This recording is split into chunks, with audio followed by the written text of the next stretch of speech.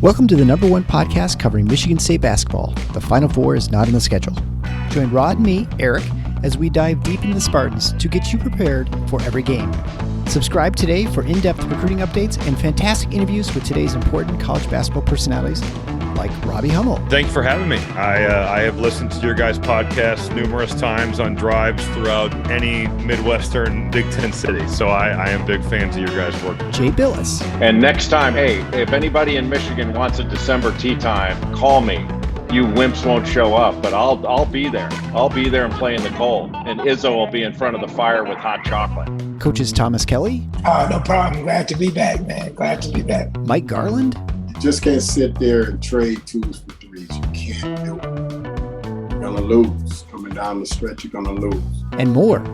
You won't find better coverage of Spartan hoops than you will get here. For both the casual and hardcore fan, come along as we take you for a green and white ride. Hey everybody, it's Eric alongside Rod, here to go over MSU's 81-49 win over Alcorn State in East Lansing. It's Thanksgiving season, so if you're in the giving spirit and appreciate us, please consider supporting the show, either via a one-time gift on PayPal or Venmo, or on a recurring basis through Patreon or Substack. Links can be found at thefinalfoursontheschedule.com/support. Your support in growing this community is extremely helpful to the show. We really appreciate it. So anything you can offer up would be very appreciated. All right, Rod, let's talk about the win as Michigan State defeats Alcorn State. Big storylines. Tre Holloman, 5 out of 5 for threes, finished with 17 points. He got the start over we'll call him sick, Tyson Walker. Yeah, we'll get into that. Yeah. Also, it turns out Coen Carr is a pretty good dunker. He had what it's hard to imagine him topping that dunk this season where he went a two-handed and went through someone to dunk and dunked on his head. And I don't know. That was insane. And largely controlled this game, sort of what we had hoped. They're up 30 at halftime and maintained that lead throughout the second half. Certainly had trouble with focus, I suppose, in the second half, especially early. But Alcorn State was outside of the first maybe 2 minutes of the game, 3 minutes of the game. They really were never really in this game. And so Michigan State took care of business as they prepare to head to Palm Springs to face top-ranked Arizona. And, overall, probably a decent game. We can go over some specifics of things maybe a little concerning. But in general, I think the big storylines were Tyson not playing and then Tre having a really good game. So I guess we'll start with Tyson, because you had sort of thought that the Southern Indiana game may have been a good opportunity to rest him since he'd been playing some big minutes in the previous games, and with the Duke game coming up, he was out there in the court. I mean, clearly whatever he had, they don't think it was infectious. He was with all the players like hanging out at yeah. And, I don't know it. If he was sick as a dog, I guess that was one like a vivacious puppy. In the post game, Izzo kind of went through this and said, if you would have seen him this morning. And he said he was even not feeling great before the Butler game. That's what he claimed. As Graham Couch asked him about it, he said, well, are you not worried about being contagious? And I think that was what Izzo was trying to do by claiming that he had actually been a little ill before Butler, is that, well, this has been going on for a while, so they don't think he's contagious. But I'm sorry, you're not going to be able to convince me this wasn't a version of load management. Yeah. I think maybe he was slightly under the weather, but I think they looked at it. They said, hey, once they got a chance to see Alcorn State on film, and I think they figured, okay, this is one that we can win without him. Let's get him some rest, and then we go into the game and we get a few more days. We got 4 days between this game and Arizona that will feel better. Same thing was true. Malik Hall banged his ankle up a little bit early in the first half, came back and played. And then he started the second half, played a few minutes, and then they just sat him. And Izzo said, well, yeah, it was sprained ankle, it was precautionary. But I saw Malik Hall. He was moving around fine. So I think they look, and by that time, of course, the game was way out of hand. All right, 33 points. Yeah, right. I think they just figured, all right, we don't we don't really need to do much else here. So that's that. I don't think there's anything big. And Izzo's even saying they expect him to play Thursday. I still say, well, we don't know how much. He's going to start and he's going to play a lot and it's going to be normal. That's my guess. So that's the first thing. As for this game, look, we talked about it in our preview. One of the challenges in games like this is play the game, not the opponent, right? Yep. Mm-hmm. Michigan State, I thought, did a reasonably good job of playing the game. Yeah, I really do. I mean, it wasn't that it was a perfect outing, but you look at some of the things that, turnovers are often a problem in games like this where you're just not taking the opponent seriously. Well, they only had 9 of them. That was a pretty reasonable effort. I thought while they shot a lot of threes, 25 attempts, a little high for MSU. I still thought they did a pretty good job at trying to run the offense, get the ball to the rim. They shot 21 free throws. They didn't shoot them successfully, but they did get a fair amount of attempts, which tells you that there was an activity level there. They had something we've talked about in recent days. They had 24 assists on 30 made baskets. Yeah. So getting back to that level that normally for a Michigan State team is going to be an indicator that the offense was running well. So I think they looked to push the ball. I mean, they had 25 fast break points, and I think we talk about that stat sometimes being questionable, but in this game, I think it reflected it accurately. Michigan State really tried to play fast. They shot the ball 53% from the floor, 40% from 3. Really, really good numbers. 52% at the line isn't going to make anybody happy. And it was, again, some good free throw shooters missing them. Hogarth missed a couple, Akins missed one, Hall missed one, but that's okay. That's the one that, and maybe defensive rebounding wasn't spectacular in this game. The raw number looks bad. The raw number looks bad because they had 16. But you got to remember, that's on 55 misses. So it's still, I didn't do the percentage, but that's got to be knocking on the door of 30%. They were, when I calculated, I had 61 field goal attempts, so about 35% offensive rebounding rate, which is pretty high. Well, no, they missed, but they missed. Oh, you're right. I'm sorry. It's 45. You're right. Yeah. That's high. Yeah, that's going to be a disappointing number. So that's something I'm sure Izzo will be able to use. But for the most part, I think you look at the way Michigan State approached this game, again, especially considering its leading scorer, guy scoring 23 points a night, and that they've been leaning on, didn't see the floor. And Malik Call, who's been their second best player, plays 17 minutes, but really wasn't. He only took 4 shots. Yeah. I think you have to be happy with the way they approached it. So good, definitely what you wanted to see out of Michigan State in that sense. Obviously, they got people a lot of minutes. The guy who played the most minutes was Tre Holloman with 27. Other than him, Hogarth and Akins with 24, Carr with 24, Fears with 20, Sissoko and Booker with 19 each. Hall played 17, Cooper played 18. That's really balanced. It's exactly what you wanted to see. And we'll talk about this again when we get to the keys, but Michigan State played well early, jumped out to, by the 10-minute mark, had a very substantial working margin. And that meant Izzo could just try different things, get different combinations some time together, get the guys a little deeper in the rotation, a lot of minutes. And that's just about perfect in terms of a scenario for a game like this. So from a team perspective, I think they accomplished most of the things they wanted.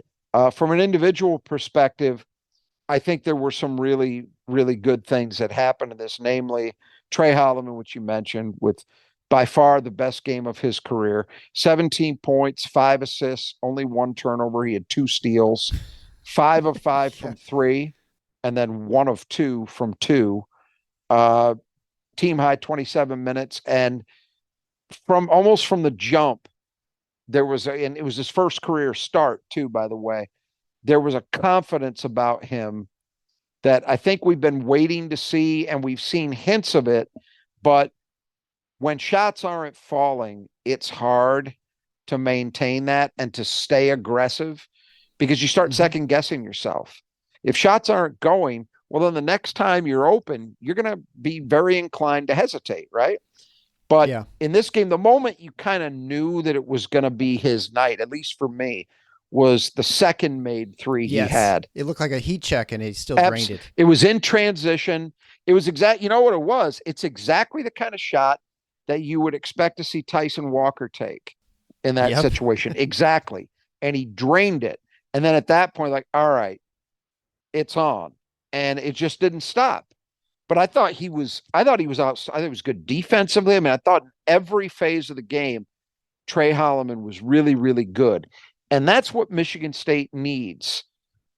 If you have Tre Holloman, we talked in the last game, the Butler game, how one of the few concerns I had coming out of an otherwise good performance was that there was that lineup that they played that allowed it to go from 14-7 to 14-all, where they just couldn't score.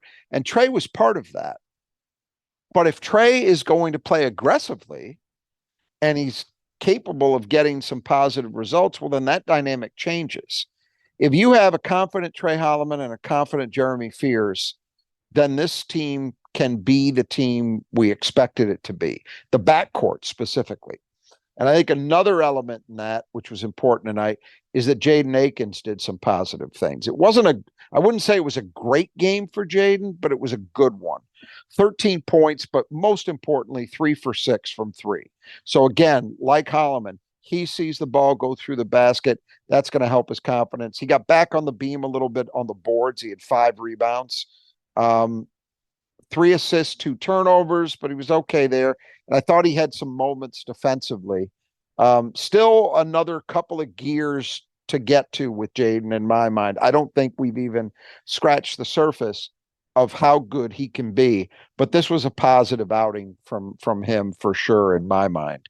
So those to me were the 2 guys that this was most important for. And then from there, we could talk about the rest of them quickly. Well, before you go, actually, can I stop you for a second? Sure. So I think the real question is Tre. I mean, for me, the guy he's leading the team at 3-point shooting, and not only by percentage, by a mile. He's shooting 54%. I mean, obviously today helped a ton, going for 5 for 5. He has the most threes in the team with 7. Next is Akins with 6, but he's had 22 attempts versus 13. And Tyson, who we know is a good shooter, is still under sub 30% at 5 or 17. Right. We expect those 2 to come up and start approaching 40% at some point, most likely. Yeah. The question for me is really Tre. I mean, it's not huge volume, but it's not no volume, right? 13 in 5 games. I'm sure had I asked you before the season started, 5 games in, who'd have the most threes in the team, you never would have guessed Tre Holloman. Wouldn't have been him. Been No. Probably 4th on your list, if that. I mean, is it real? I mean, how real do you think it is? Because I mean, it's not going to be that high all season. He's not sure, 54% real, but here's the thing. And we said this last year. I think Tre Holloman's shot looks pretty good. I agree. There's not obvious mechanical issues. He's not slow in the release. He seems to set his feet well. He squares himself up to the rim, which is something that I actually think has been an issue at times with Jaden, more so tonight inside the arc. There were a couple of times where he took shots in the mid-range where his body was drifting away from the basket, and not on a step back, just kind of drifting diagonally away from the basket. It's not what you want to see. Tre, for the most part, seems to set himself properly. his follow through, his release is good. I mean, he doesn't look quite like Bryn Forbes, but there's nothing that I think is in need of an overhaul there at all. So then it just becomes, okay, if he's mechanically sound, it's probably going to come down to a combination of a couple things.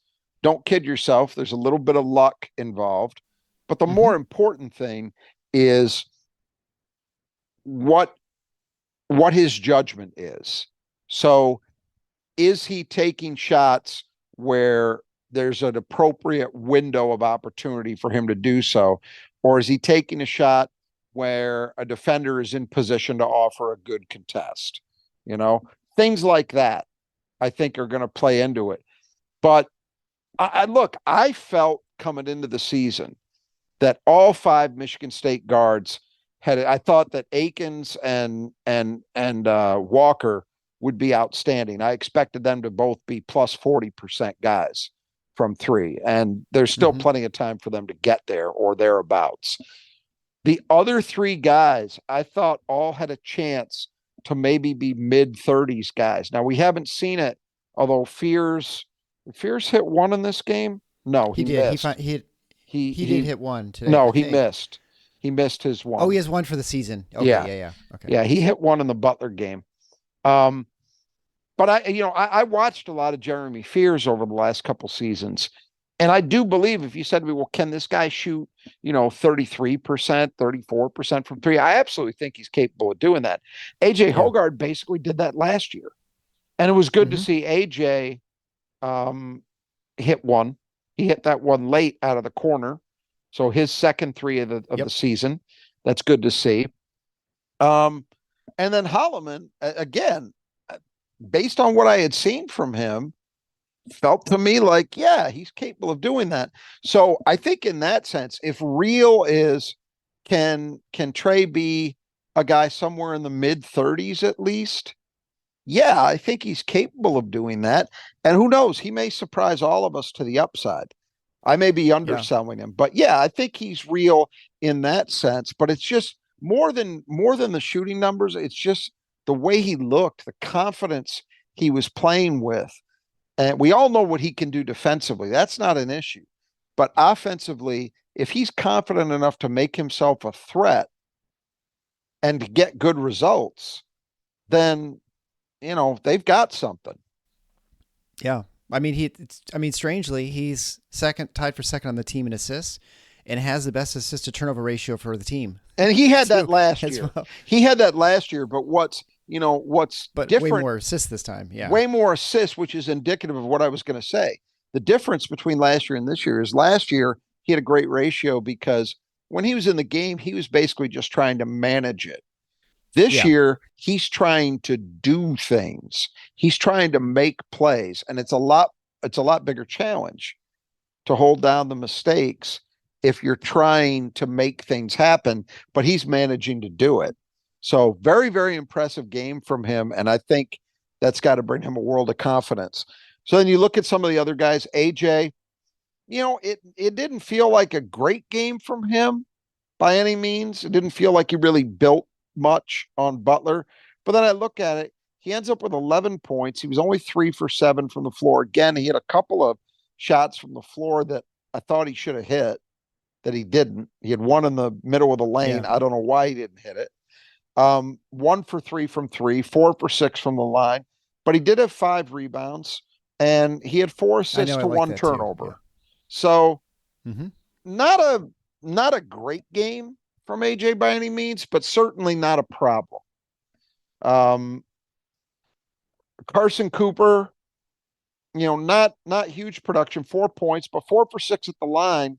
And so that's, continued improvement there. And they need him to be, Carson needs to be somewhere in the mid to high 60s, I would say, as a free throw shooter for this to be optimal, because just by virtue of his size and the way he gets on the offensive glass in particular, he's going to draw fouls. So he's going to be at the line. But he ends up with 5 rebounds. It felt to me like he was even better than that.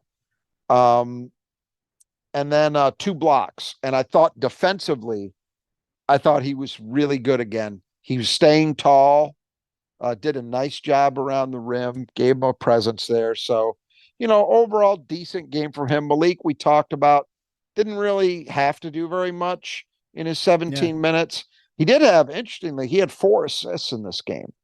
So they were doubling him every time he got the ball. A nice playmaking game from him. Yeah, and rightly so. A small team like that, the way Malik played against Butler, that's a good scouting adjustment, recognition that, hey, this guy's shown he can operate in the post. But workmanlike from him. Coen Carr, you might not see a better dunk this year.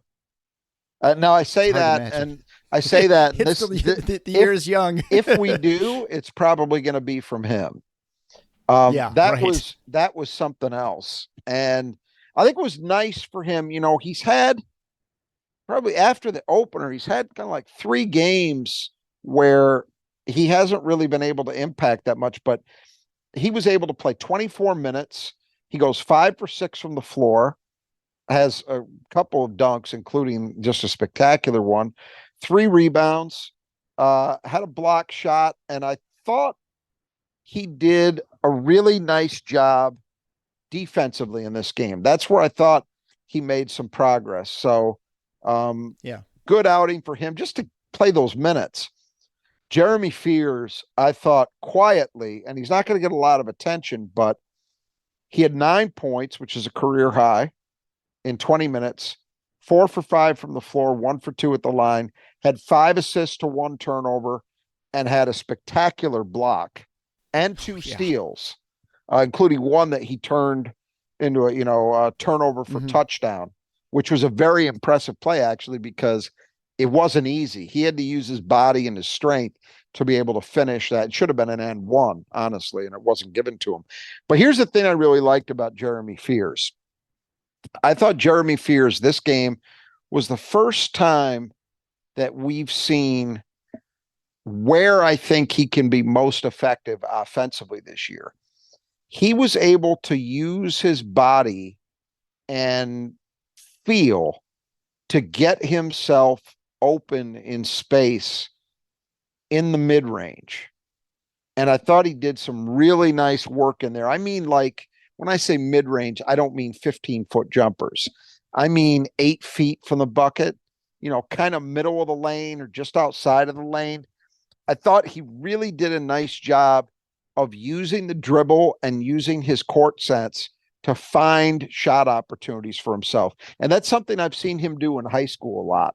So that's an area of the court where I think Jeremy Fears can do a lot of damage. And I think that will travel. I think he's capable of using that and opportunities, better opposition than what he had tonight. Marty, I thought, had his best game in a while.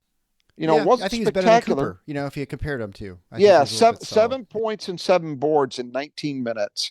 3 for 5 for the floor. He hit a nice baseline hook from about 10 feet.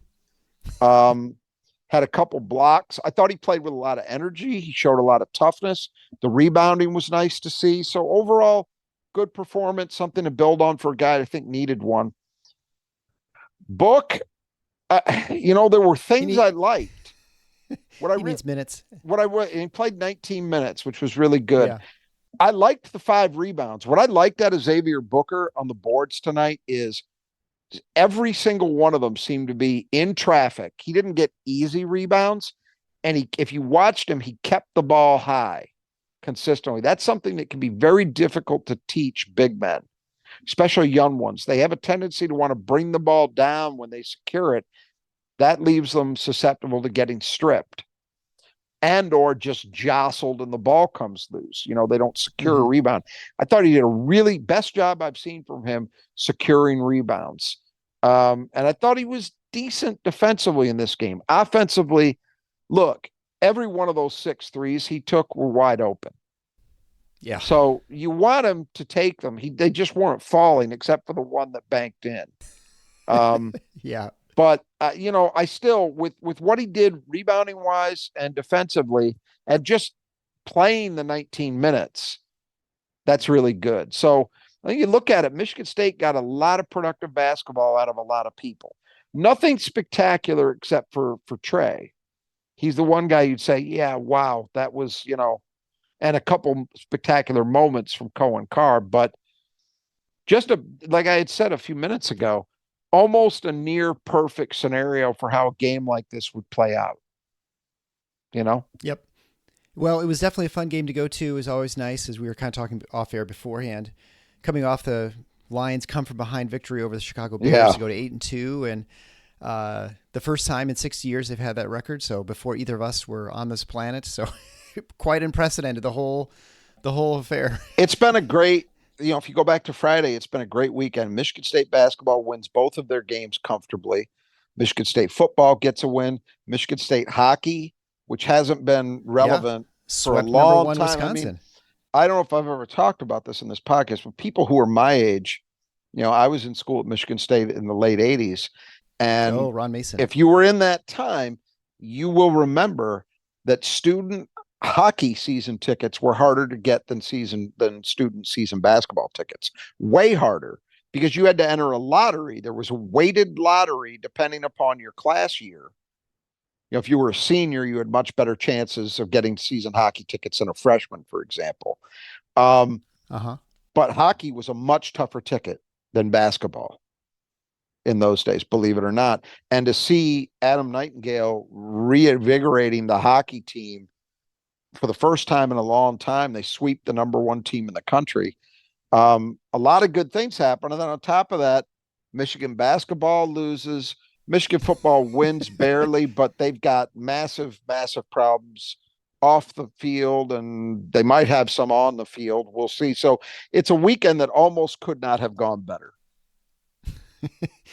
We'll take it when we can, especially we got Thanksgiving coming up. And so, all right. So let's talk about the Brothers Just Two Gutters as they sponsor the player that the Spartans need to keep in the gutter. And it was Jeremiah Kendall. Before I talk about Kendall's performance, just a reminder that the Brothers Just Two Gutters do a fantastic job taking care of your gutter work. They work all the time. So in the winter, if you need them, if you've got some leaky problem on the side of your house, they can come and fix that. They can clean out your gutters if you forgot to get the leaves out, and then suddenly you've got ice and all kinds of problems piling up in your gutters. Or maybe you're as pathetic as me and actually have a tree growing in your gutter. They can come and take care of that. They'll not only clean out, they'll put the leaf guards in. They can repair things. They can replace them. Whatever you need as far as your gutter work, residential and commercial, they can take care of you, and they'll do it very quickly and at a very good price too. I mean, when you price out with other people, not only do they specialize in it, so they do it really good, but they actually have a really good price too. So I'd highly recommend them. If you need that done out in the west side of the state, in the Grand Rapids metro area, talk to Kurt and his team. On the east side of the state, talk to Greg and his team in the Metro Detroit area. You can find the contact information below in your podcast player or on the website on the episode description at the Final Fours on the schedule.com, just on the front page. So Jeremiah Kendall was the player Michigan State had to focus on. He ended up fouling out in the game, really struggled, I thought. Although he clearly was their best player, even you can just watch it. He was definitely their best out there. Oh, yeah. Shot 5 of 12 from the field, 1 for 4 from the line. He struggled there, which we kind of expected. He had 8 rebounds, 3 of them offensive, a turnover, a block, finished with 11 points, but really never got to get going. He was a guy who's averaging 21 points and 10.7 rebounds. So he kind of got there from the rebounding standpoint, but his production-wise, he was really shut down by Malik Hall and pretty much everybody sort of by committee. They definitely had scouted and were committed to taking him out of the game. So I don't know. I mean, I think maybe one of the coaches listens to our show. What do you think? Well, I think it's that some of this has been pretty easy to identify, but certainly Michigan State's streak of doing a pretty good job containing the other team's best player continues. I think they frustrated him in the first half. Obviously, he only played 19 minutes, fouls. and and it came very fast. And I agree with you. I think Malik. That was the one thing I thought Malik in his minutes in the first half did well, was guard Kendall well, and he frustrated him. And I think that led to some of his foul trouble. Yeah, was how frustrated he was. Just overall, just a pretty solid job once again by Michigan State. And that's, if you're looking for the reason this was, the blowout that it, whatever it was, 32 points rather than say 16 in terms of the margin. some of it was that once Michigan State really cut his water off, it was going to always be tough for Alcorn to score enough to even keep this competitive. They had one other guy, Gamble, was in double digits, and that's because he went 4 for 8 from three. That's all his shots were from three. Other than that, it's, you see a lot of 5, 3, 0, 5. Michigan State really made it tough on Alcorn by taking Kendall largely away. Yeah. And I mean, they had the screws tightened on them the whole first half. I mean, they hit 5 field goals. They were 14% and from the field and 22 from the 3-point line. So they definitely shot much better in the second half. But even then, they were sub 27% shooting for the game. I mean, 26.2%. So Michigan State really played really good defense overall against a team that, those teams are sometimes a little bit hard to guard because of, like a guy like Booker. There's not really a good matchup for a guy like him or Cooper or Madi, right? They really absolutely. If there's not a big guy on the floor, it's really tough. And you don't want to play. There were times that they had Booker guarding guys that were like 6'4", 6'5". I mean, that's tough. All right, so let's talk about the keys to the game, brought to you by Nudge Printing. Nudge Printing is run by Brittany and Gabe's great Spartan alums. They were instrumental in the Spartan Strong effort to raise money for shooting victims in February on Michigan State's campus. They will provide great Spartan apparel, warm, comfortable, breathable shirts and hoodies. My son wore his tonight. So if you see us out on the floor, it's logo stuff, you can say hi. But you can get that our gear at thefinalfours.theschedule.com/merchandise. So you can find our logo t-shirts and hoodies. But there are all kinds of other things you can get at Nudge Printing. You can get vintage Sparty stuff, both football, basketball. I've got a sweatshirt that's kind of old, Sparty dunking with his sword and stuff. Not nearly as impressive looking as what Coen Carr does dunking on someone. But you can get all that stuff at Nudge Printing at nudgeprinting.com. There's all kinds of other merchandise that you can find too. Again, you can't go wrong. Great prices, free shipping, any orders $50 or above. You get 20% off if you type on Final Four, that's one word, in the coupon code at checkout. And it is getting close to that season for giving gifts. And so you might want to check out Nudge Printing to get you or someone special something to take home. All right, so let's see the 5 keys of the game. The first is focus. So concerned about Michigan State not having focus and sort of, like you said before, playing the game and not the team. And I think they did a really good job in a team that would be real easy to overlook. Even when you had a big lead, they didn't really let up too much, except maybe the very beginning of the second half. But I think overall they did a good job in that category. 100%. And I mean, I honestly do think Tre Holloman was really, really maybe even more important than his numbers would suggest in this way. When they got those 2 threes, if I remember correctly, that took it from like an 8-5 lead to 14-5 very quickly. Yep. And at that point, you started to feel like, okay, they shouldn't have trouble scoring. And they never really did. I mean, it ebbed and flowed in terms of how effective they were. They did have, like at the end of the first half, they had a drought from the field. Fortunately, they were still scoring some at the line during that period. But they did what they had to do to gain that confidence offensively and not have things bogged down without Tyson out there as a fail-safe.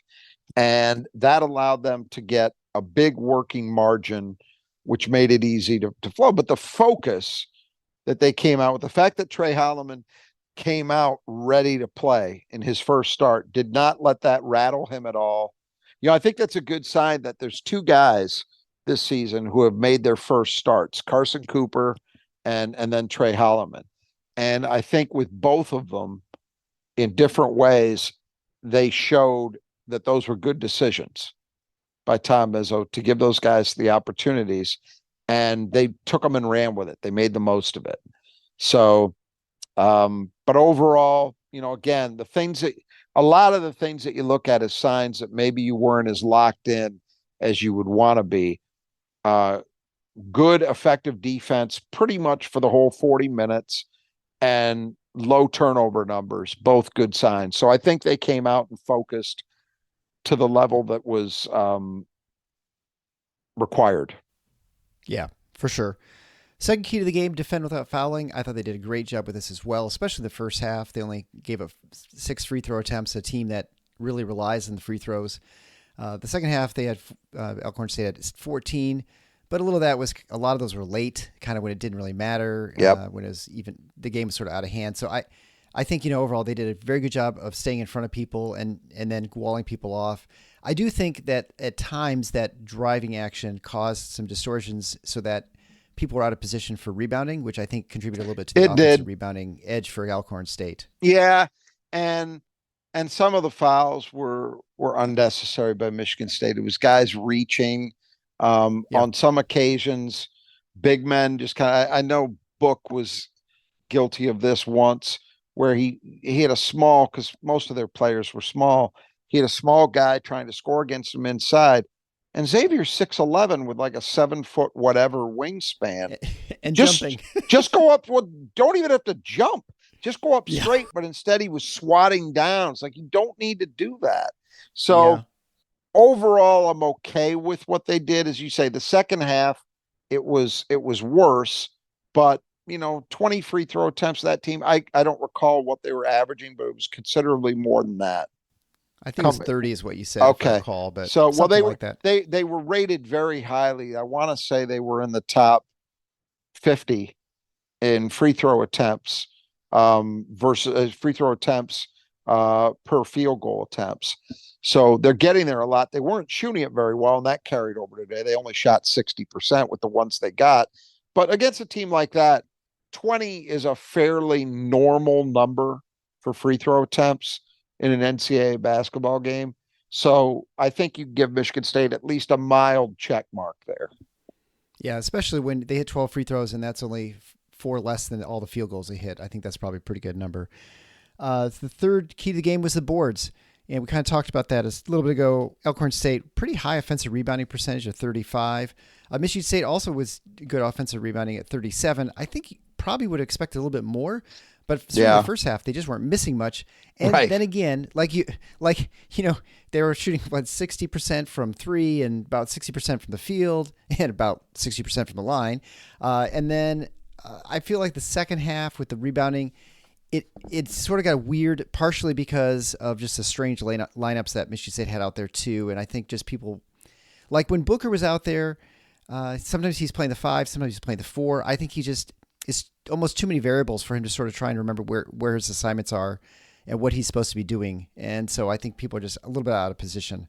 Yeah, it was okay here. The defensive rebounding was not great. And you mentioned part of the reason why, but that's, okay, that tells us why it happened. But the fact that it did happen represents a problem, whatever the motivating factor, right? Offensive rebounding was okay. Not spectacular, but you can't, what was it, 37%? Yeah. I can't really complain about 37%. That's pretty solid. You'd like it to be better in a game like this. You would think the opportunity was there for it to be even better, but you can't. 37's okay. So it was okay. Yeah. So the fourth key to the game was sustain. And so that was to the green shoots, to make sure that what people who had made progress on continued to progress, or at least not regress. And that was largely Malik Hall, who, again, he's pretty much sat the entire second half, so he didn't really do much. And then AJ Hogard, who I think, as you mentioned before, I think he pretty much stayed who he was. And Akins, I think he progressed a little bit from before. Yeah, on an individual basis, Malik was fine while he was out there. I didn't see any problem. So I don't worry about him. AJ, it wasn't another step forward. He didn't build on anything, but not a terrible game. Probably the second best game he's played this year, which probably says some things, but I think it's also true. And then, a couple guys, Jaden and Tre, and I would even put Coen Carr and Jeremy Fears in this category as well. And maybe Madi Sissoko, all played better than they did a lot more, which you would hope you would see in a game like this. So that's the individual level. On a team basis, I would say the offensive rebounding continued. I think, 37%, I can't say they went backward. 3-point shooting, we said, okay, showed some signs of life against Butler. Now they really, their first 40% effort of the season as a team, and they did it on very high volume. They came, I think I've got this right. The first 4 games combined, MSU had 9 made threes, and they hit 10 tonight. So you more than doubled your seasonal total in one game. That's pretty good. And now you're at a point where you're averaging almost 4 made threes per game as a team. That number needs to continue to tick up, but it's to borrow an Izzo line, you're starting to get closer to rejoining the human race when you're starting to get to these numbers. And I didn't look to see what effect this had on the overall percentage. It was 21 coming into tonight. I have a feeling 26.3. Are they? Okay. So still 5.3% uptick in one game is pretty decent. And frankly, if they'd been a little more judicious late, it would have been even better than that. Some of those threes, I mean, they were 9 for 17 at one point. So they went 1 of their last 8. Yeah. Booker was 0 for 5 in the second half. AJ was the only one who made one in that stretch.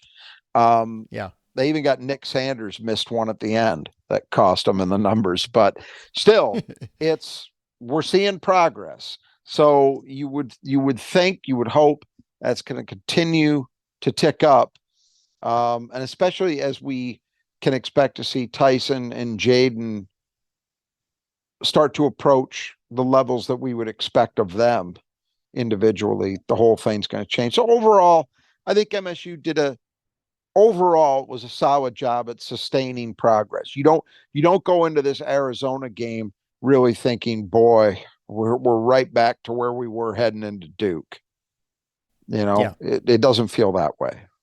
And finally, for the 5th key to the game, much like a vet called to check on a horse with a broken leg, put them down early. And so Michigan State certainly did that and absolutely destroyed any hopes of Alcorn State really doing much this game besides just getting a paycheck.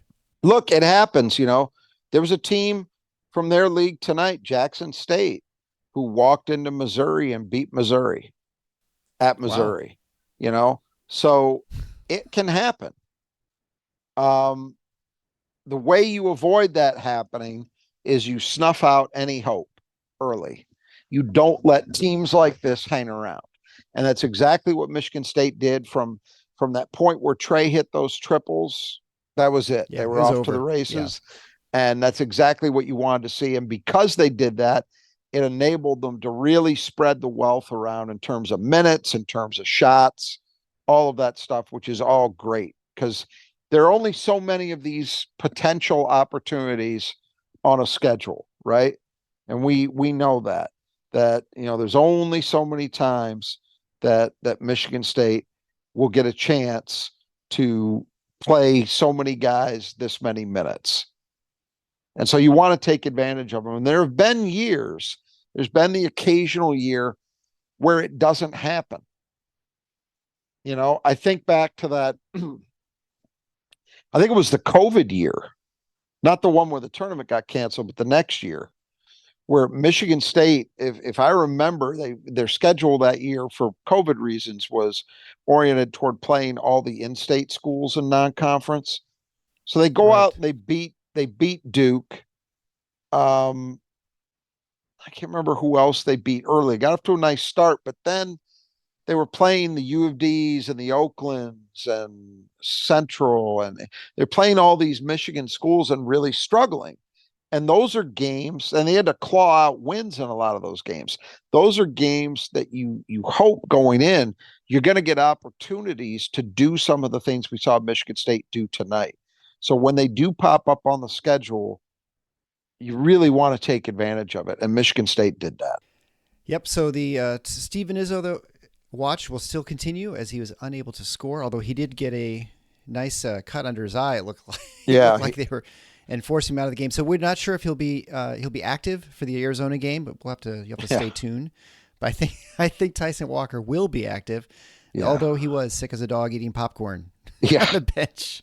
and jumping around and talking the whole game. Yeah, it was. I mean, it's fine. That was load management, man. And I don't mean that pejoratively. That's actually inaccurate because load management is really supposed to be preventing even the opportunity for injuries to accumulate.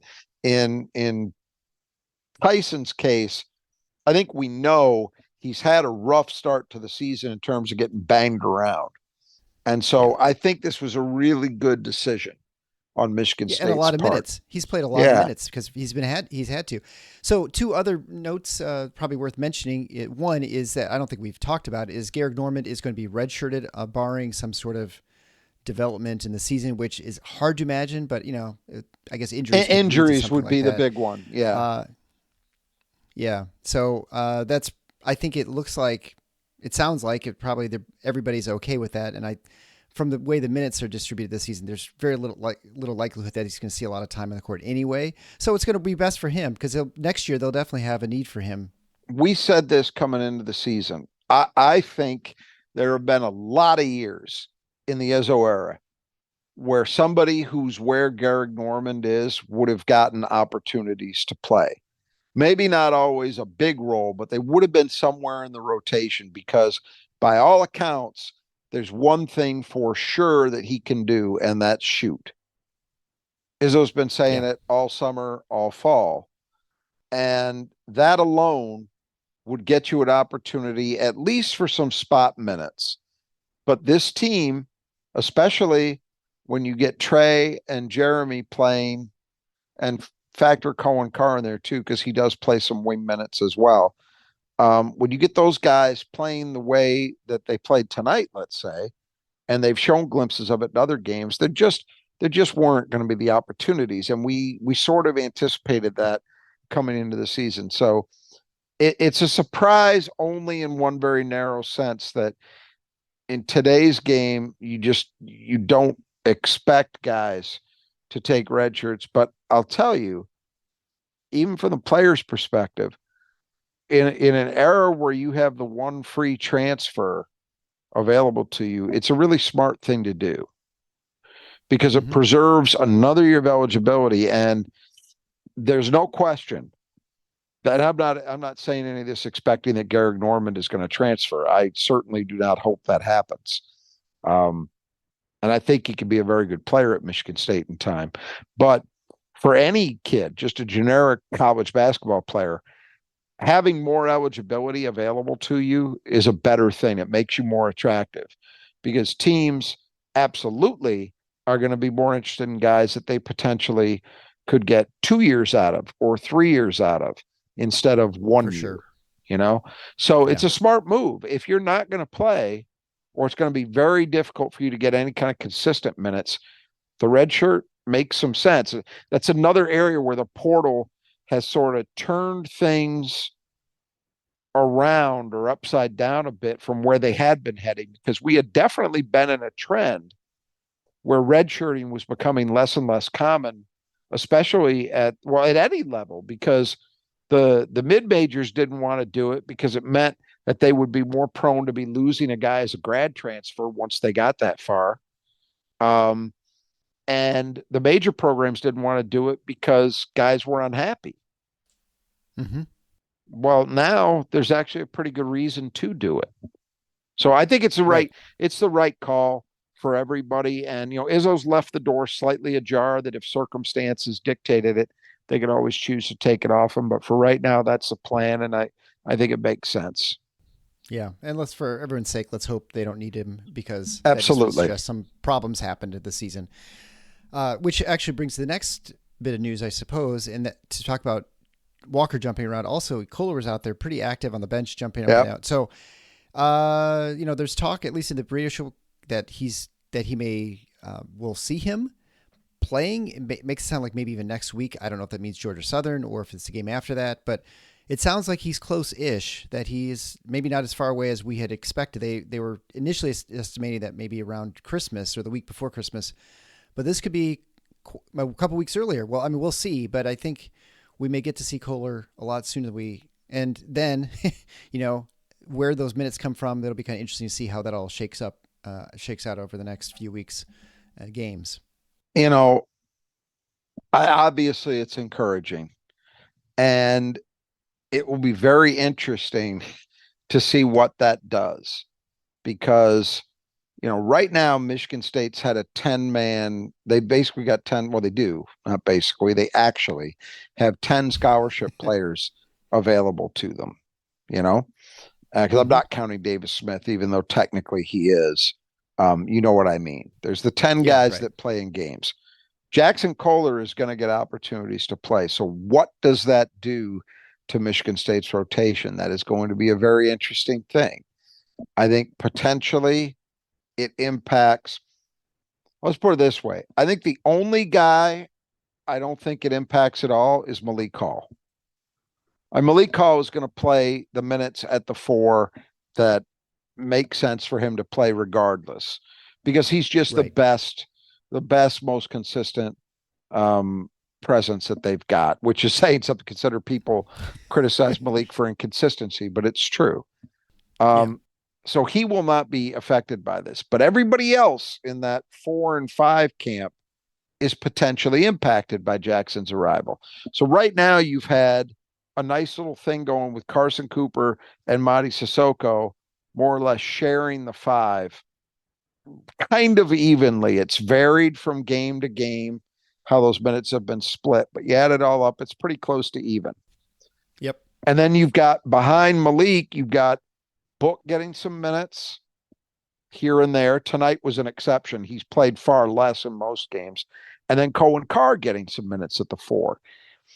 So the first thing that occurs to me is I think you're going to see Cohen's role shift more to just playing the wing.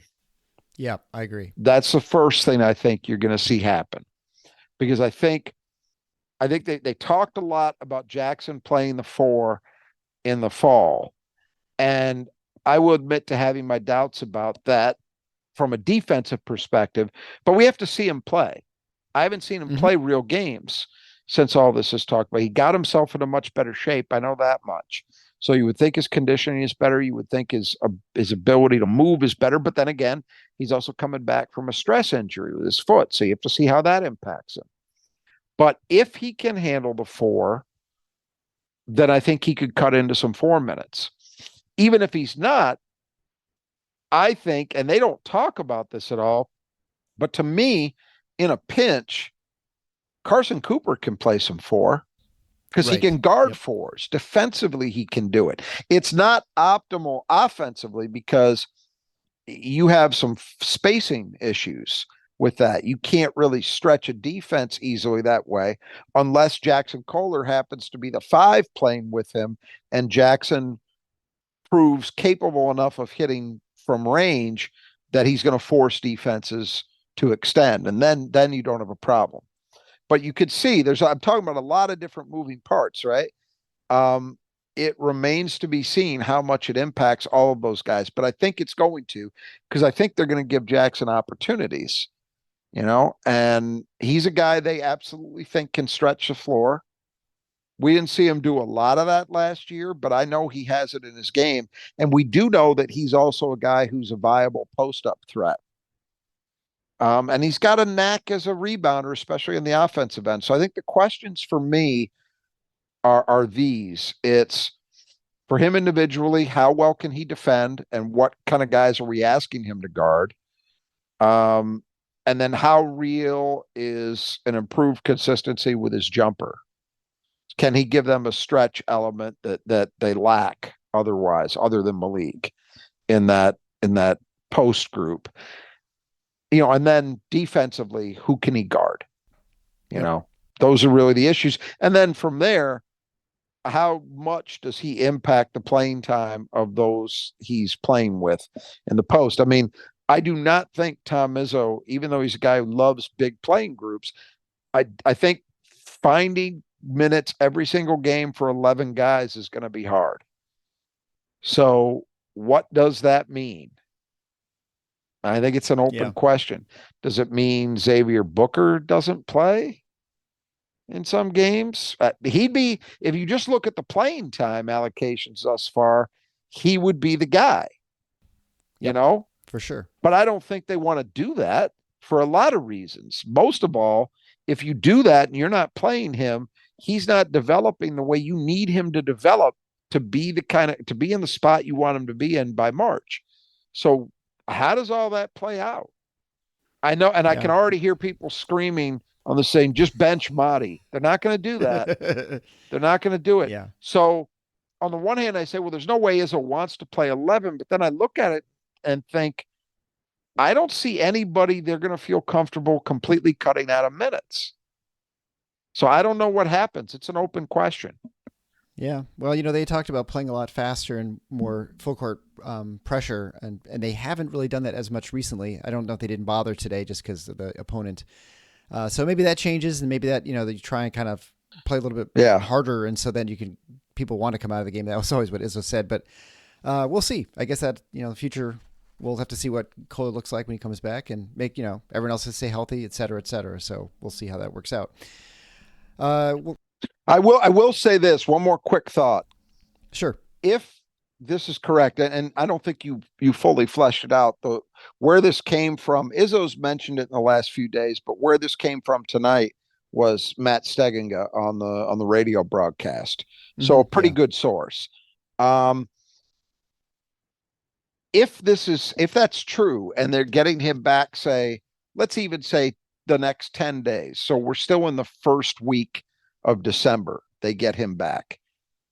That is helpful because every additional day you've got before Big Ten play kicks back in at the beginning of January to work the rotation out and figure out how this is all going to come together is a godsend. If he comes back, just after Christmas, let's say, I think it's a lot harder to have him back and playing some before the Christmas break and then be able to use that time as they normally do to kind of boot camp it a little bit with him healthy and in the mix to figure that out. Big advantage. So this is important, really more important than I think some might realize initially. And no pun intended with the term boot camp, I suppose. No, all right, so no, absolutely not. We'll be back for Thanksgiving with a matchup against Arizona. Also, just a reminder, if you have not yet subscribed to the show, what are you waiting for? The show is free. Check out our website at thefinalfoursigntheschedule.com. You can get our mailing list where I rarely send you any emails, only when big things are coming up, like our Beat Rod contest with a prediction for the final Big Ten standings, getting close to the last week or two. And I tell you what, I think the Big Ten shape have to be a little bit different than we had anticipated. And a lot in general, that the league is struggling compared to what we anticipated. It is not a pretty picture right now. And why does that matter? It matters because I think if you're a Michigan State person and you're thinking, although this is way early to be doing it, but you're thinking about seeding, the opportunities for really meaningful wins in the league, like super meaningful, as opposed to just standard stuff, it's starting to look tough for that. Yeah, there are more bear traps, right? I mean, there are more risks than rewards. This is a big week for that. The feast week is always huge because this is when you've got teams playing in these holiday tournaments. They're playing other high major schools, and it's where conferences tend to sort themselves out. Now, I haven't looked at exactly where the Big Ten as a league sits yet, but I just know anecdotally it can't be a great place. Today was another example. Indiana gets blown out by 20 against UConn. Indiana's off to a rough start. Maryland, I think we might have even touched on the other day. Horrendous start. Absolutely horrendous. That's a team I think most people, including me, thought was a top 5 team. Wisconsin has not looked great thus far. I'm trying to think. Oh, and Northwestern today. Northwestern gets out to a 15-3 lead against Mississippi State. They end up losing by 9. And you say, well, Yeah. what's the big deal? Well, that's a game, a winnable game. A Big Ten team played against a high major opponent, and they lose. So, how the next several days, the next say 5-6 days unfold, is actually pretty important. Now, Michigan State always controls its own destiny because if you win enough in the Big Ten, and if they can get at least one of Arizona or Baylor, I'll feel like they're in okay position no matter what happens. But Yeah, right. But what we're not seeing thus far is the likelihood of there being a lot of top 10 or even top 20 net victories once they get into league play, because I don't think the Big Ten is set to have many teams sitting in those categories. It's Yeah, just it not does not been look good. like an eight bid league, right? No, it doesn't. And boy, now this week could change some things, but Sure. they need this is one of those periods where you got to put on your Big Ten hat and pretend that you're an illiterate hillbilly who chants SEC while the moon shines drooling out of your mouth and gumming up your corncob pipe.